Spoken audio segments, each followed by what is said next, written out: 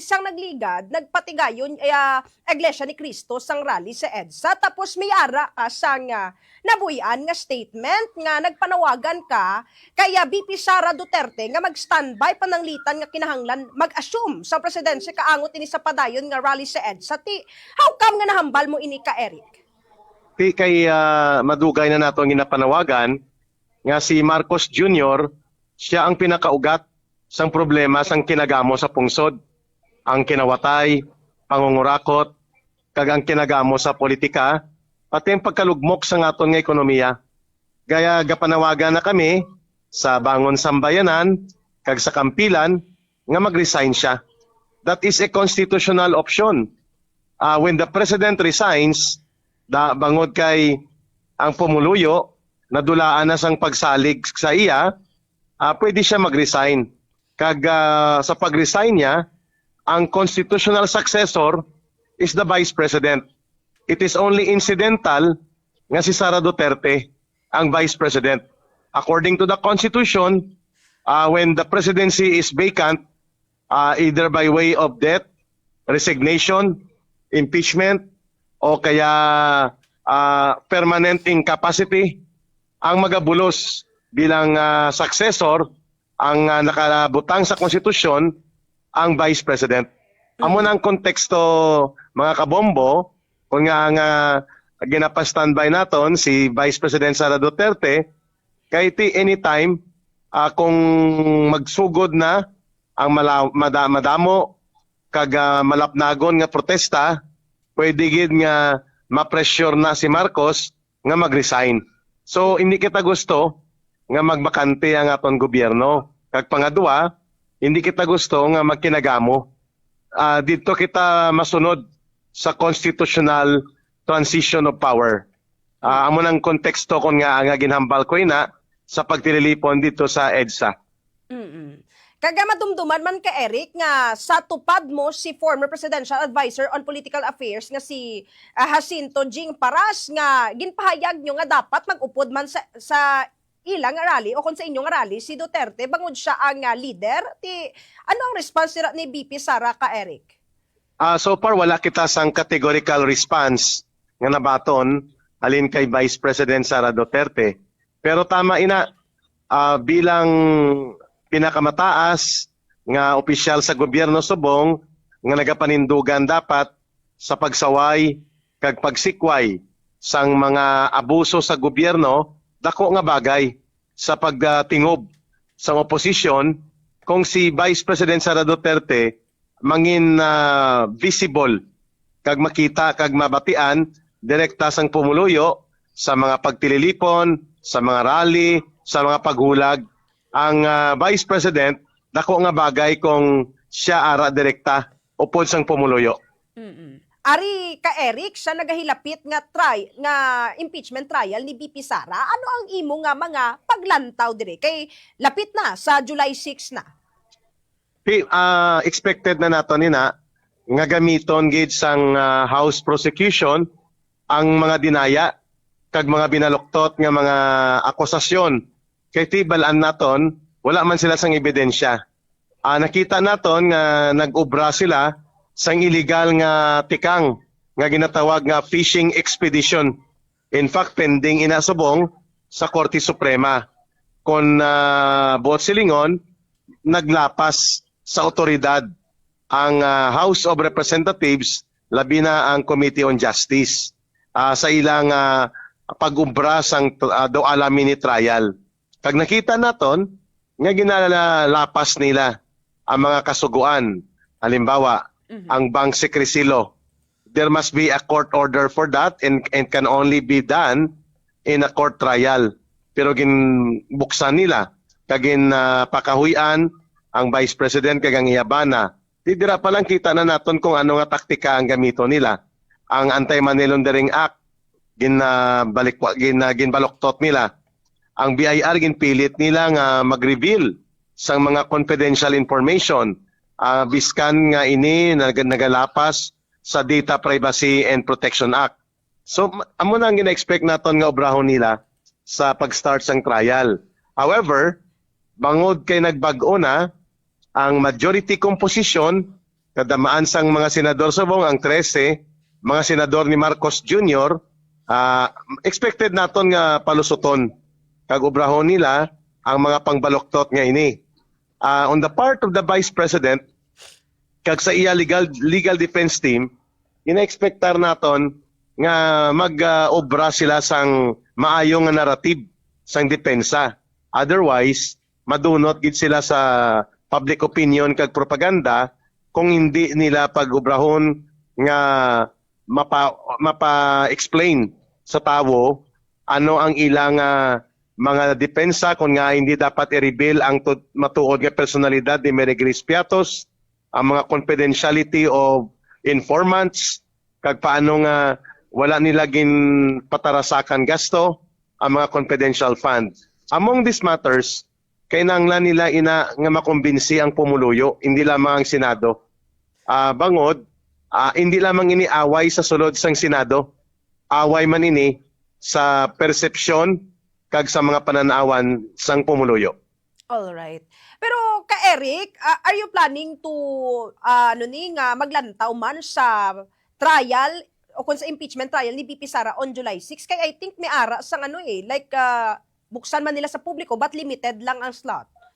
Oo, kasi limited man ang space sa sulod sang Senado sa session hall.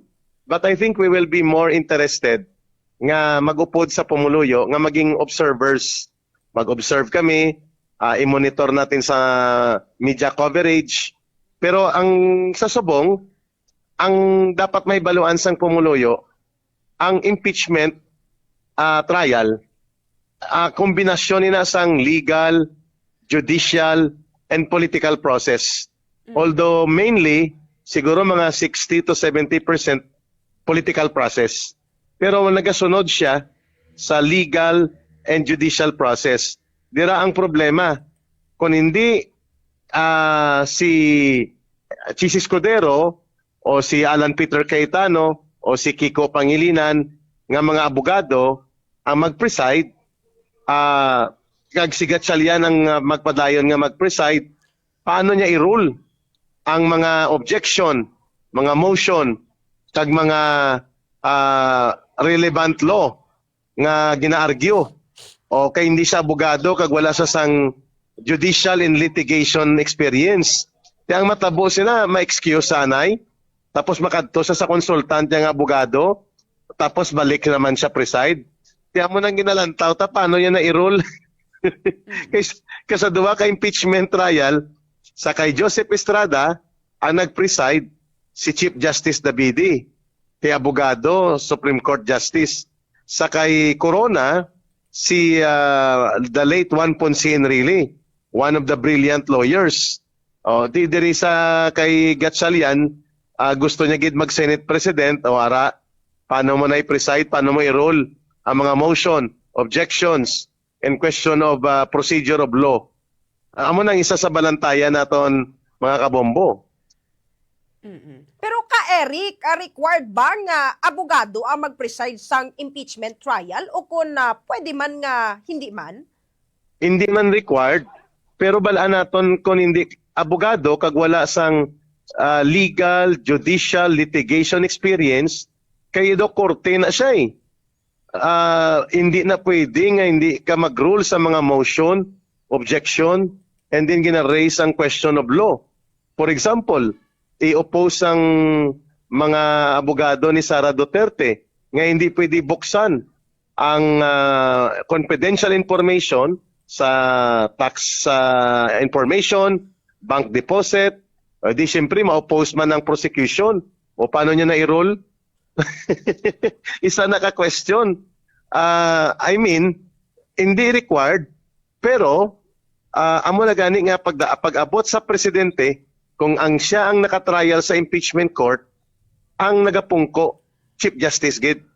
So, diri, kay Vice President ini, tani man lang ginpanumduman nila, nga sige dapat magpili kita sang maayos nga abogado among the senators. Kasi sila lang pwede magpungko dira wala man sang right ang iban nga mga abogado at ang Supreme Court Justices unless magkaroon sila sang rules of the Senate nga i-request nila ang isa ka senior magistrate from the Supreme Court. Pero wala yata sang amendment sa rules nila. Ngay, subong, bilang siya ang Senate President, automatic siya ang mag-preside bilang Senator Judge. Ang problema sina, there are legal and judicial procedures nga kapareho sa korte, hindi siya abogado. Tagbalaan man naton, nga hindi amo nakadali mag-preside sa isa ka impeachment court. That is a major issue nga matabo. Kaya trial na yay. Karon paano na kung binaliskad na karon niya ang procedure, kaya siyang preside. Anong matabo sina? Ma-recess, konsulta sa anay sa mga abogado nga upod niya, then balik, and then butuhay. Ay mabtanta na siyam-siyam, di niya matapos. Ari ka Eric, kay bag-ulang gid sulod nga balita, I mean mas early pa nga totally nga gin pasang atan sang kaso sang Office of the Ombudsman sanday Senator Rodante Marcoleta kag iban pa nga mga individual sa Sandigang Bayan. Do you think that would affect the run of this impeachment trial? Kay we all know nga si Senator Rodante parte siya sang minority kag somehow ang numero sang minority do amat-amat na haw nga nagabawas ka Eric. Eksakto ginang observation mo sa subong mga kabombo.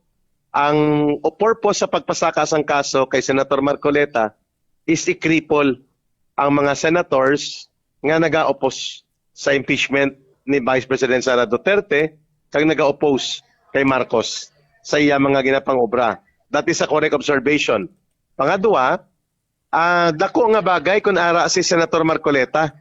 Kaya nakita naton, may kapasidad siya sa litigation, sa proseso sang kasuguan, paano niya explain, kag paano niya i-guide ang impeachment court. Dako nga bagay nga ara siya. Pero dako pagid nga bagay nga makabulig siya, nga maging patas, kag maging klaro ang mga proseso sang impeachment trial kung ara siya. Pero balaan naton nga ang target amo ang pag-cripple, pag-paralyze sang bilog nga opposition nga nabilin pa sa Senado. Masakit ini, kag delikado ini, kaya wala na kita sang demokrasya.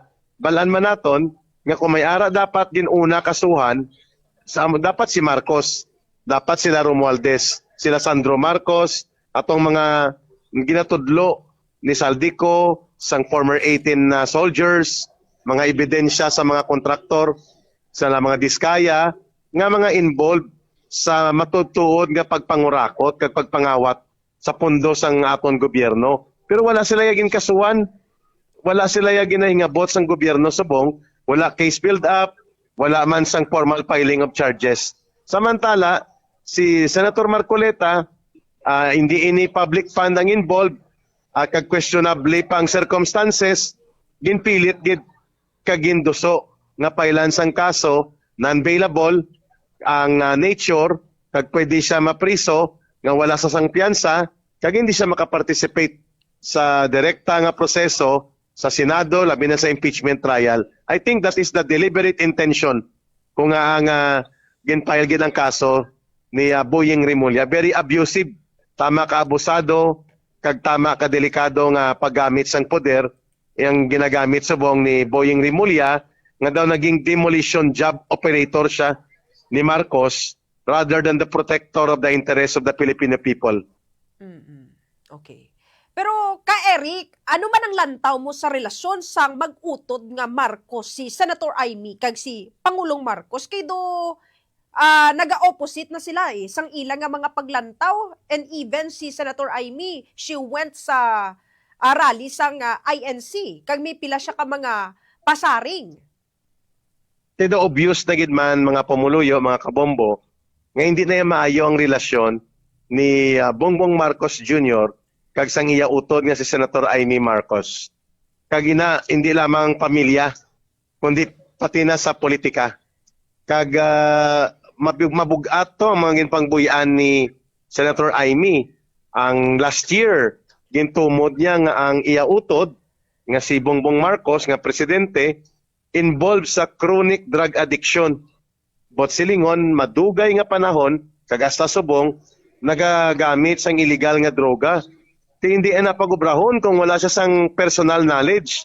Kag wala yan sang nakita nga ebidensya nga ginaobra ni Bongbong Marcos Jr. ang paggamit sang illegal nga droga. That was very serious. Kaya gani, hindi gid si Bongbong Marcos Jr. magpa-hair follicle drug test. Kay balaan naton nga ang mga residue sang mga droga nga ginatudlo sang iya utol nga si Senator Amy Marcos, mabisto gid siya. Kag subong sa rally sang Iglesia ni Cristo, nakita naton kung paano i-describe ni Senator Amy Marcos ang iyang utod sa gobyerno subong. Ang ginatawag niya, ang administrasyon subong bangag, wala direksyon, puro na lamang mga pang-abuso kag mga pagpanghingabot sa politika. It was also another strong statement to call the government of your brother nga isa ka gobyerno nga bangag. Bot silingon, ang nagapamuno, drug addict, wala sang gusto nga paminsaron. That is very clearly an indicator sang malubha, seryoso nga political difference kag political conflict sa pasatunga ni Senator Amy Marcos kag ni Bongbong Marcos Jr. Alright.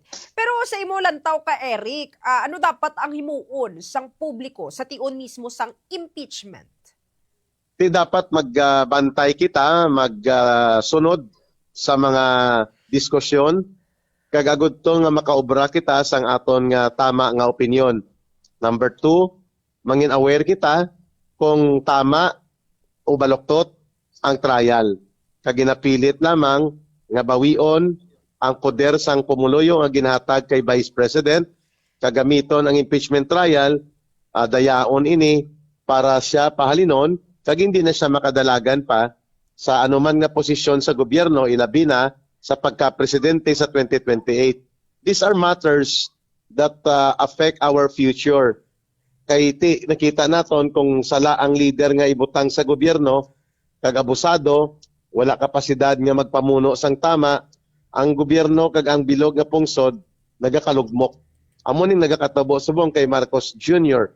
So ang impeachment trial ni Vice President Sara Duterte may epekto sa sunod nga maging presidente sa 2028. Kay kung ipilit sang gobyerno ni Marcos subong nga pahalinon siya bilang Vice President, i-disqualify siya nga makadalagan sa anuman nga public office, hindi na siya makakandidato sa 2028, mot silingon, apektado ang future sang bilog nga pungsod kay madula ang oportunidad ng isa ka maayo nga leader nga magpamuno, magreforma sa aton gobyerno, hindi na siya pwede makabalik sa gobyerno. Okay. Last question ka, Eric. Sa lantaw mo magdugay ning impeachment trial sa Vice Presidente? Tinagatag na hint ang House Prosecution Panel ngay kulangon kuno ang 90 days, 3 ka bulan. So base hasta December. So mga 5 ka bulan. Amo nang initial nga estimated nga abuton sang impeachment trial. Well, that remains kung ano ang mga liko-liko kag mga proseso sang pag-conduct sang trial. Pero base man nga hindi matapos kag magdalagan sa Korte Suprema. Kay tandaan naton may mga pending issue of constitutional question sa Supreme Court nga ang ginaobra nga impeachment kag pati ang articles of impeachment laban kay Vice President illegal kag ginabuso halin sa House of Representatives. Hindi naton mapaktan kung ang Supreme Court mag-rule nga i-review ini. Pangadua, kung hindi man mag-review, base along the process, halimbawa, ginapilit ang mga pagbali sang kasuguan kag iduso gid kag butuhan sa Senate Impeachment Court nga sa paglantaw sang Vice President kag sang iya legal defense team dihado sila, they can go to the Supreme Court para i-question nila. So may mga bagay pa nga mga hindi naton ma-anticipate, but one thing is sure, the impeachment trial of the Vice President will be an all-out demolition attack nga obrahon sa kaya kaya amo na ning huli, amo ning katapusan nga impeachment attempt nga palayason nila sa poder si Vice President Sara Duterte. Alright. So by this time ka Eric, mensahe mo sa mga kabombo naton nga nagatutok sa buong sa aton nga programa. Go ahead ka Eric. Kabay pa nga maging mabakod kita sa pagpangamuyo nga mag-untat ng kinagamo sa politika kag kabay nga mahimasmasan si Bongbong Marcos Jr. kag ang mga kawatan nga ara sa gobyerno niya nga mag-resign na sila. Although that is a miracle that we are asking from God, pero wala man sang malain nga ipangamuyo ta nga mangin matino ng gobyerno naton kay kaluluoy ng pungsod naton, kaluluoy ng pumuluyo nga nagaantos sa isa ka wala ka puslanan nga klase sang panggobyerno kag puro lang pagpangawat kag pagpang-abuso nagakatabo sa aton nga pungsod. So salamat sa Bombo Radio kag mabuhay ang mga pumuluyo nga padayon nga nagapalangga sang aton pungsod Pilipinas.